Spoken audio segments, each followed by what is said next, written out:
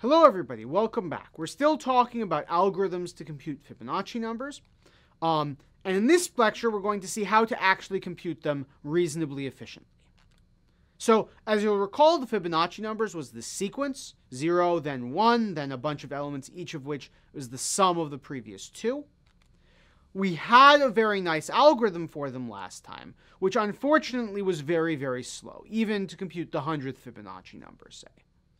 So we'd like to do better, and maybe you need some idea for this new algorithm. And one way to think about it is, what do you do when you compute them by hand? And in particular, suppose we want to write down a list of all the Fibonacci numbers.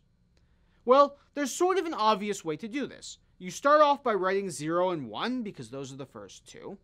The next one is going to be 0 plus 1, which is 1. The next one is 1 plus 1, which is 2. And 1 plus 2, which is 3, and 2 plus 3, which is 5. And at each step, all I need to do is look at the last two elements of the list and add them together. So 3 and 5 are the last two, I add them together, and I get 8. And this way, since I have all of the previous numbers written down, I don't need to do these recursive calls that I was making in the last lecture that were really slowing us down. So let's see how this algorithm works. So what I need to do is I need to create an array in order to store all the numbers in this list that I'm writing down. The 0th element of the array gets set to 0. The first element gets set to 1. That's to set our initial conditions.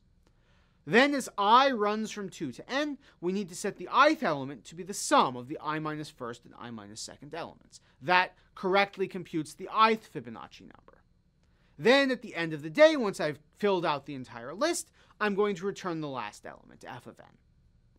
So now we can say this is another algorithm. It should work just as well. But how fast is it? Well, how many lines of code do we use? There are 3 lines of code at the beginning, and there's a return statement at the end. So that's 4 lines of code. Next up, we have this for statement that we run through n minus 1 times.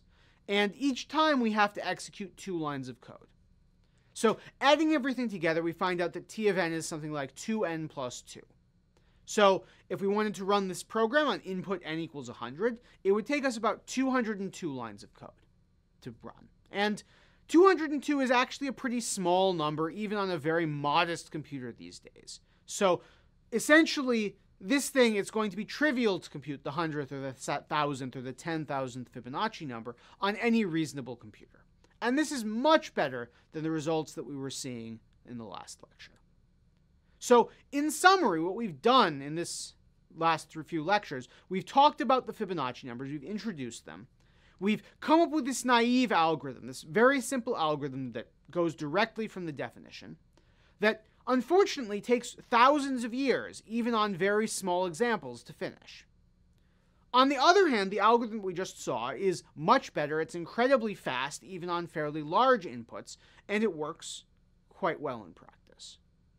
And so the moral of the story, the thing to really keep in mind, is that in this case and in many, many others, the right algorithm makes all the difference in the world.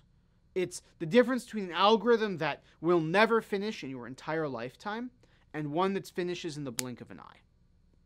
And so that's the story with Fibonacci numbers. Next lecture, we're going to talk about a very similar story that comes with computing greatest common divisors. So I hope you come back for that. Until then, farewell.